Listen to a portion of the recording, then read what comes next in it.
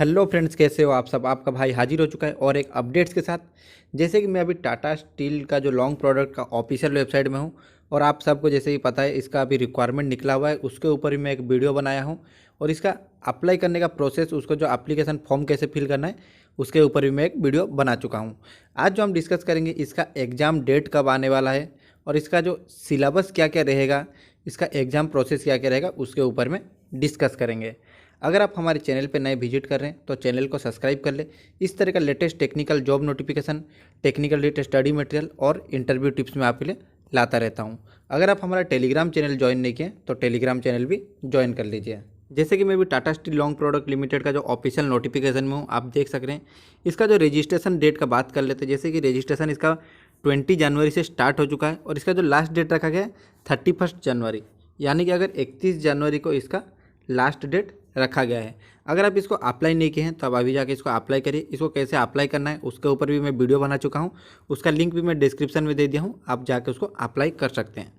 तो इसका जो अभी जो फॉर्म मतलब एंड डेट रखा गया है जो 31 को रखा गया है और इसका जो एग्ज़ाम होने का जो अप्रोक्स डेट जितना सुनने में आ रहा है ये मार्च और अप्रैल के बीच में होने वाला है।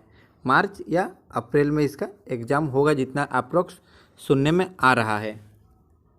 तो यहाँ पे आपको मिनिमम आपका 1 से 1.5 मतलब 1 से 1.5 मंथ का आपको तैयारी करने के लिए टाइम मिल जा रहा है। तो इसका सिलेबस क्या क्या रहने वाला है उसके ऊपर में डिस्कस करेंगे। जैसे कि यहाँ पे fitter, welder, electrician, instrument mechanic, यहाँ पे उनका क्या क्या सिलेबस रहेगा और उनको कैसे प्रिपरेशन करना है, कितना टेक्निकल मार्क रहेगा, कितना नॉन टेक्निकल क्वेश्चन रहेगा, उसके ऊपर में डिस्कस करेंगे।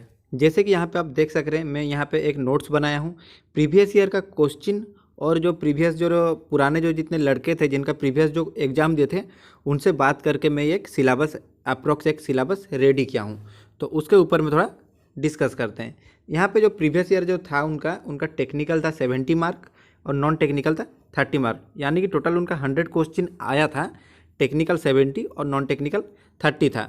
तो उनका जो नॉन टेक्निकल में क्या क्या आया था, नॉन टेक्निकल में उनका जीके था, मैथ था, रीजनिंग था और इंग्लिश पार्ट था, यानी कि इनका 4 पार्ट से यहाँ पे जो नॉन टेक्निकल से ये आया था।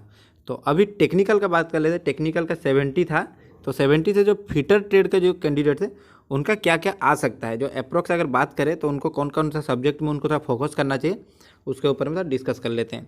अगर आप फिटर कैंडिडेट हैं तो आप इस वीडियो को लाइक कर दीजिए। इस तरह का टेक्निकल नोटिफिकेशन में लाता रहता हूँ। तो उनका भी जो टेक्निकल सब्जेक्ट का बात कर लेते हैं, तो वहाँ पर उनका लिमिट फिट टॉलरेंस एक सब्जेक्ट है, वहाँ पर उनका जो अच्छा खासा क्वेश्चन आ सकता है। और वहाँ पे पंप पाइप फिटिंग से भी एक सब्जेक्ट मतलब अच्छा उनका क्वेश्चन भी आ सकता है वहाँ से भी। और एक जो ये जो मेन सब्जेक्ट रहने वाला है गियर, बेरिंग और मेजरिंग इंस्ट्रूमेंट। मेजरिंग इंस्ट्रूमेंट भी बहुत सारा, जैसे कि आपका वर्नियर कैलिपर हो गया, वर्नियर बिवेल प्रोट्रैक्टर हो गया, जो मेजरिंग इंस्ट्रूमेंट है उसका जैसे लिस्ट काउंट हो गया, बहुत सारा वहाँ से भी क्वेश्चन आता रहता है। और यहाँ पे फैन, ब्लोअर, कंप्रेसर से भी जो इंडस्ट्रियल रिलेटेड भी क्वेश्चन आ सकता है। लुब्रिकेशन और हाइड्रोलिक भी एक मेन आपके लिए वो इंपॉर्टेंट सब्जेक्ट हो सकता है, वहाँ से भी क्वेश्चन आने का बहुत चांस है। और यहाँ पे जो और एक देखा जाए तो ट्रांसमिशन पावर, उसका भी यहाँ पे मेन रोल रहने वाला है। अगर हो सके तो आप इसके ऊपर ही थोड़ा फोकस करिए। और यहाँ पे जो उनका जो नॉन टेक्निकल मतलब उनका जो इंडस्ट्रियल रिलेटेड से भी बहुत सारा क्वेश्चन आता है। जो टाटा स्टील का मैक्सिमम टाइम अगर आप एग्जाम दिए रहेंगे तो आपको पता रहेगा उसका मतलब इंडस्ट्रियल से भी बहुत सारा क्वेश्चन आता है। जैसे कि हो गया सेफ्टी और मटेरियल हैंडलिंग से भी आपका यहाँ पे क्वेश्चन आ सकता है, तो इसके ऊपर भी थोड़ा फोकस करिएगा। तो चलिए अभी मैं इलेक्ट्रीशियन जो कैंडिडेट है उनका दिखाता हूँ, उनका टेक्निकल क्या क्या आ सकता है। तो यहाँ पे ज़्यादा इलेक्ट्रिकल कैंडिडेट से बात नहीं हुआ है, अप्रोक्स जो जितने 6-7 बंदों से बात हुआ है उनसे जो डिस्कस हुआ है उसके बेस्ट में मैं आपके लिए इतना निकाल के लाया हूँ। तो यहाँ पे उनका जो बातचीत हुआ था वहाँ से उनका जो मेन को जो टॉपिक मेरे को बताए थे, डीसी जनरेटर के ऊपर ज़्यादा क्वेश्चन आया था और डीसी मोटर, एसी मोटर के ऊपर भी उनका बहुत ज़्यादा क्वेश्चन आया हुआ था। तो आप थोड़ा हो सके तो डीसी जनरेटर और एसी मोटर, डीसी मोटर, इसके ऊपर भी आप थोड़ा फोकस करिए। जितना इसका मल्टीपल चॉइस है और जितना पार्ट्स है, पार्ट्स के ऊपर भी थोड़ा क्या क्या मतलब जो मोटर का पार्ट्स रहता है और जो जनरेटर का क्या क्या पार्ट्स रहता है उसके ऊपर भी थोड़ा ध्यान दीजिएगा। और यहाँ पे ट्रांसफार्मर इनका जो इम्पोर्टेंट एक बोल सकते हैं, ट्रांसफार्मर से बहुत सारा यहाँ पे क्वेश्चन आया हुआ था। और यहाँ पे पार्ट्स जैसे कि बहुत सारा, जैसे कि इलेक्ट्रिकल इंस्ट्रूमेंट का जो पार्ट्स रहता है, पार्ट्स के ऊपर भी ध्यान दीजिएगा।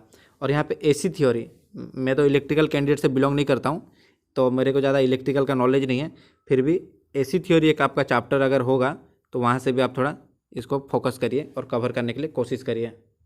अभी वेल्डर कैंडिडेट को मैं बताता हूँ, वेल्डर कैंडिडेट का यहाँ पे क्या क्या उनका जो आ सकता है सब्जेक्ट। जैसे कि आपका हो गया मेटल जॉइनिंग, वेल्डर का तो ये मेन ही चैप्टर है मेटल जॉइनिंग। मेटल जॉइनिंग के ऊपर मेन फोकस करिए। फिर आर्क वेल्डिंग, आर्क वेल्डिंग मतलब हुईच टाइप मतलब टाइप्स ऑफ आर्क वेल्डिंग मतलब रहता है 4-5 टाइप का आर्क वेल्डिंग रहता है। आर्क वेल्डिंग उसका प्रोसेस, उस सब का ऊपर भी आप ध्यान दीजिए। फिर फ्लेम, जैसे कि oxidising flame, neutral flame, oxy acetylene flame, carburising flame, ऐसे 2-3 फ्लेम होता है। और फ्लेम का जो टेम्परेचर रहता है, उसका फ्लेम का मतलब कैसे दिखता है फ्लेम, उसका जो ब्राउनिश या रेडिश रहता है, उसका टेम्परेचर क्या रहता है, उसके ऊपर भी क्वेश्चन आया था। फिर इलेक्ट्रोड और फ्लक्स, मतलब कौन सा वेल्डिंग के लिए कौन सा इलेक्ट्रोड यूज करें, उसका फ्लक्स क्या रहता है, वैसे उसके ऊपर भी थोड़ा ध्यान दीजिएगा। फिर मेटल्स, मतलब कौन से मेटल के लिए कौन किस टाइप का वेल्डिंग किया जाता है, ये आपके लिए इंपॉर्टेंट हो सकता है। जैसे कि कौन मेटल के लिए कितना टेम्परेचर रहता है, कौन सा इलेक्ट्रोड यूज होता है और किस टाइप का वेल्डिंग किया जाता है। जैसे कि माइल्ड स्टील के लिए, कॉपर के लिए, ब्रास के लिए किस किस टाइप का मतलब कौन सा टाइप का वेल्डिंग होता है। और यहाँ पे टीग वेल्डिंग और मिग वेल्डिंग के ऊपर भी बहुत सारा क्वेश्चन आता है कि जैसे कि टंगस्टन इनर्ट गैस वेल्डिंग और मेटल इनर्ट गैस वेल्डिंग शायद बोलते हैं, इसके ऊपर भी जैसे consumable electrode, non consumable electrode, इस टाइप का भी क्वेश्चन आ सकता है। उसके ऊपर भी ध्यान दीजिएगा और ये जो चैप्टर रहेगा उसको कवर करने के लिए कोशिश करिएगा। फिर ये और एक जो सेल्डेड गैस कुछ है, ये चैप्टर को भी देखिए, अगर होता है तो इसको भी कवर करने के लिए कोशिश करिए। और सबमर्ज आर्क वेल्डिंग, ये भी बहुत सारा सबमर्ज आर्क वेल्डिंग से बहुत सारा भी क्वेश्चन आता है। और ये थर्मिट वेल्डिंग से भी बहुत सारा क्वेश्चन आता है। तो हो सके तो इस चैप्टर को कवर करने के लिए कोशिश करिएगा।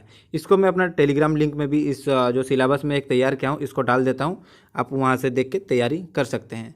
तो आशा करता हूँ मेरा इन्फॉर्मेशन आपको अच्छा लगा होगा। अगर आपको कोई भी डाउट्स है तो आप मेरे को कमेंट बॉक्स में कमेंट करिए। तो मिलते हैं नेक्स्ट वीडियो में, आज के लिए इतना ही। Thank you.